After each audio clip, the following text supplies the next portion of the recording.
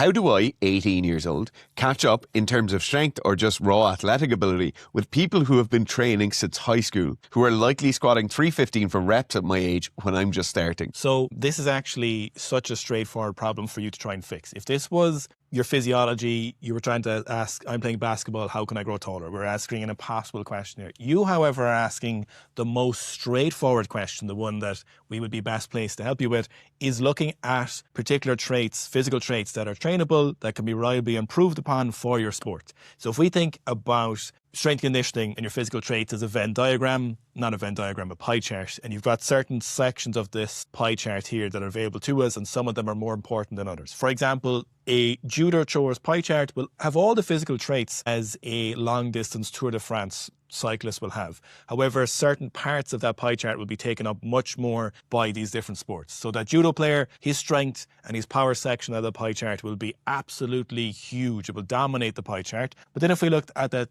Tour de France cyclist, his strength and power is going to be, as far as we're concerned from gym metrics, is going to be like, it's going to be an important part of that pie chart, but it's not going to be huge. What's going to dominate that obviously is endurance and their ability to tolerate that repeated endurance. So when we're looking at whatever sport you're playing here, and you're talking about, for example, they've been squatting, your opponents have been squatting 315 pounds since high school. You're just looking at metrics that you can improve upon reliably in your gym. You just need to look at what are the traits that you believe that your better opponents or colleagues have that you need to be at. So for example, if your sport, you're saying high school, so let's say maybe you're throwing, you're in America, it's throwing or track or football or something like that. We just need to look at what's your position, what are your traits that your coach is telling you might need, or someone that you trust, or that you think you yourself need to improve upon, and then just simply get after it and do the training. So, for example, let's take a straightforward one, because you mentioned it. Your opponents are squatting 142.5 kilos for reps. If you're a teenager, most teenagers could probably get there. If you're late teens, you could almost certainly get there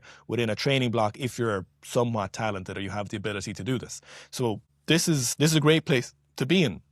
All you need to do, make the time for this training, get a good program for it. Obviously, I would suggest the Seek a Strength app, and then just do that. You can't rush the process, but you can do it much more efficiently compared to other ways. So if you're currently at 60 kilos and you're terrible at squatting, okay, you probably can't get 240 kilos for reps now. But you'd be surprised, especially as younger athletes, just how fast you can progress and how fast you can bring up those traits. And what's even more reassuring for you as a younger athlete, and this is reassuring for athletes of any ages, the transfer time from improving upon these traits to how quickly you feel them in your game or match is so quick.